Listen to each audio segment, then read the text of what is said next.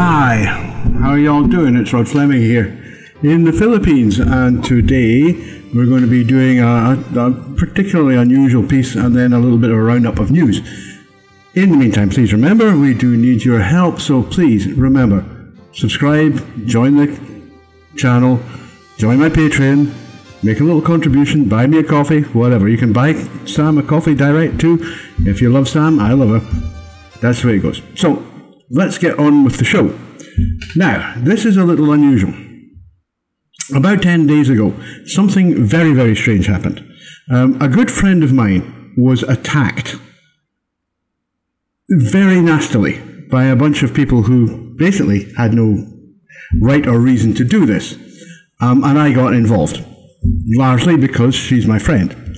I'm not going to mention names at this point, but I may well do in the future. We'll wait and see. What happened was that this particular person is a true transsexual, an HSTS, but she does like to penetrate men. And she has explained that this is because when she was younger, she was constantly being asked to penetrate men, and she grew to like it. It's a simple fact of life that sex is very rewarding. And if you do something and you like it, you will do it again. So leaving that to one side. When we're talking about the way that people behave, we're talking about psychology and biology. Okay? We are not talking mathematics. There are no 100%. There are no 0%. They don't exist. What we're talking about is statistical probabilities. It is highly likely that an HSTS would refuse to penetrate except in the context of a paying situation, that is sex work. That is not absolute. That's not 100%. There will always be some who might be open to it, who would say, yeah, okay, I'll try that. And if they like it, they'll do it again. That does not mean that they are not transsexual. That does not mean that they are therefore autogynephilic. And this was the attack that was made against my friend, who happens to be a very pleasant, intelligent, articulate, and downright sexy HSTS. And the attack was completely unjustified. The more so because the principal mover behind the attack, herself, or himself actually, appears to be autogynephilic. Guess about that. Would you ever have suspected it? I would have. Anyway, this person apparently transitioned in later life, has no evidence of a childhood cross-gender identification. This person is almost certainly, I mean, I've seen him. I have seen him, and I have the pictures. I took the screen grabs, although I'm not going to publish them just now. Unfortunately, this person has had a strong influence on a group of other people, whom we'll discuss in a moment, with the result that his ideas have been promulgated.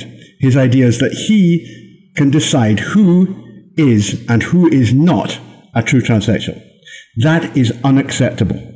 Right? True transsexuals are HSTS. That's it. Right? They're attracted to men from childhood. At the end of the day, practice is simply something you do. It's not possible to define someone in terms of their practice. Now, a number of years ago, I wrote a book called The Warm Pink Jelly Express Train, and I'm going to read something from it here. And this concerns a conversation between the heroine, Rafaela, and the hero, Brian. And here it goes. This is not, however, to say that Rafi did not enjoy penetrating. That she did was clear from the way she spoke when she talked about clients, for though she affected great distaste for men who wanted her to fuck them, she obviously took pleasure in doing it. I think it gave her a sense of power, of dominion over men, over her clients, who, after all, were using her. In one revealing moment, when we were lying in bed chatting quietly, she summed it up saying, "You know, I hate mariconas, Brian. It's horrible, especially if they're ugly. But who the fuck would turn up an asshole?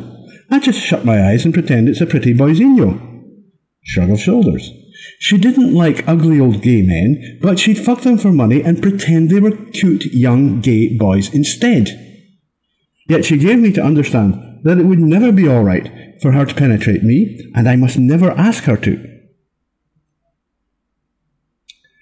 I came to believe that Rafi when she was with a paying client who wanted her to fuck him, simply flipped from the female role that she played with me into another character, one possessed of a man's penetrative powers, while still maintaining the appearance of a gorgeous girl. In other words, when she fucked a homosexual man, Raffi the girl transformed herself into a boy.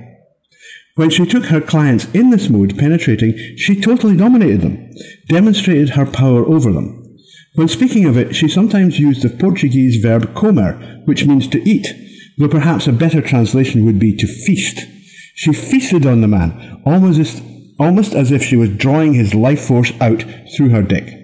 This was so powerfully stimulating for her, such an exciting turn-on, that she had no trouble whatsoever getting an erection to do it. Raffi was saying, essentially, there are two people called Raffi, not one. One is a transsexual whore who will happily fuck men in their asses or their mouths, ejaculate in them or on them, dominate them and exhibit complete mastery over them. The other is a sweet, nice, well-brought-up girl who could never do such things. How could she? Girls don't fuck men. Please be reasonable. Now, if you've understood that, what you'll see is that there is a transformation, and this is called, has been called by many, including Don Kulik, Professor Don Kulik, the transformative power of sex. That actually penetrating a man for a transsexual transforms her into a boy. Right? She's a girl who transforms into a boy in order to penetrate a man, and by doing so, transforms him into a woman. And this is enormously powerful. It's hugely powerful. And if you think that you can get round this sort of, cataclysmic power that these events would have, then you're stupid. This is massively, massively stimulating. And it's not surprising that girls who do this, if they do it and enjoy it, that they'll do it again. It doesn't mean they're not HSTS. My friend said openly in public, she said, look, I would rather be submissive. I would rather be the one who takes. But I live in a culture where the men want to be penetrated. So that brings another thing into the equation here, which is culture. And culture is massively important. It's quite obvious that the people who attacked this person don't understand Fleming's axiom, which says that basically culture influences who you are. Fleming's axiom actually says that a person with transition desire will transition if they feel that the benefits outweigh the costs. And that's cultural. It's not absolute. In some cultures, a particular person would transition. In other cultures, they would not. And that's to do with the nature of the culture. In the West, we're talking about one of the most viciously transphobic cultures on the planet. It's actually very hard to think of any. You don't excuse my neighbours, the metal bashers in the background. It's very hard to think of another culture which is worse than the Anglo-Saxon one in this regard. They're actually happy for boys to be homosexual. Ah, yeah, be homo, that's fine, but just don't be girly. Oh no, we can't have that. We can't have you being girly. But, you want to take it up the ass from a guy and call yourself a homo, that's fine. As long as you don't look like a girl. That's basically the lie that the new gay man is telling you. That, he hides in plain sight. He is invisible to society because he pretends to be a man. He's not a man. He's a girl. The person who takes it in the ass is a girl, and that's it. There's no doubt about that. So I was very disappointed by this attack on my friend, and as I say, I'm not at this stage saying any names. I'm just pointing out the vastly appalling misconceptions that these people hold. There are no absolutes in psychology. There are no 100% and there are no 0%. And to attack someone because they don't fit your particular notion of what a particular phenomenon should conform to is ridiculous. And let's talk a little bit about the people who are doing it. The leader of this group appears to be a person, it's an American person. I've seen this person. Doesn't show any signs whatsoever of being HSTS.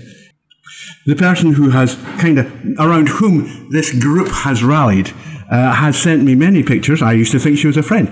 And not one of them suggests any kind of cross-gender identification in childhood or in adolescence. Looks like a perfectly normal adolescent male.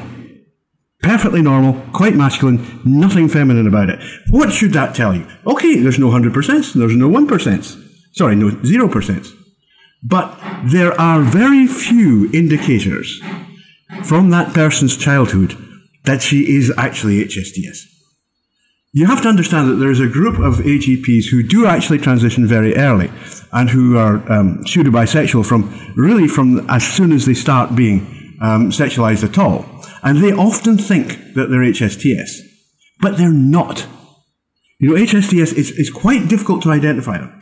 They will be small, they'll be petite, they'll be neotenous, there'll be a whole bunch of other things, but most particularly they will have obvious cross-gender identification, that is, boys will identify as girls from a very early age, and everybody in their family will have commented on this. They'll have photographs, they'll have supportive information, they'll have all this sort of thing that says, yeah, we can support that theory, that person does indeed look like an HSTS. Now, amongst the others in this particular nasty little cabal, this rat's nest as I call them, there are obvious, self-proclaimed autogynephiles. Again, I'm not saying names yet, but we might get there. We'll see what the reaction is. Anyway, that's it. I want to say that you cannot go around saying 100%. You cannot say that just because somebody in some small way doesn't fit your model, that person isn't either HSTS or AGP. You're looking at a basket of phenomena, a basket of parameters, and when we look at the basket of parameters, the person who was attacked very definitely is HSTS. There's no question about her status. Now, I promised you a little update here. Big changes are happening to the channel. I will not be discussing the details of the science of transgender anymore. I've really had enough. Having had the experience of the last year wasted dealing with this crowd of complete crooks, frankly, I'm not prepared to continue doing it. We'll still have loads of pictures of pretty transsexuals. Of course we will. Why would we not? We love them. We'll still have lots of other things that are really exciting and fun, but we won't be wasting time discussing the science. Sorry, we've done it. We've done it to death. There's 300 videos out there. Everything that Blanchard had to say has been said. I might occasionally return to the topic to discuss a few things, but essentially, it's done. It's dusted. I'm out. The channel will change radically. There will be many more things in it, different things, things that don't have anything to do with the science of transgender. Because frankly, I'm fed up with these people. You know, there are genuine transsexuals. They're real people. Unfortunately, there are far too many of these damned transvestites, these cross-dressing transvestites claiming to be transsexual for my stomach to stand it. I've really had enough of them. I'm done with them. I still have my Discord server and I'll still be there, and there will occasionally be articles in this vein. So take care of yourselves, have fun. I'm the nice guy. But I will not have my friends, my partner, and many other people shamed, attacked, and vilified because they don't conform to some damned USican's notion of what is right or wrong. Thank you. That's it. Bye.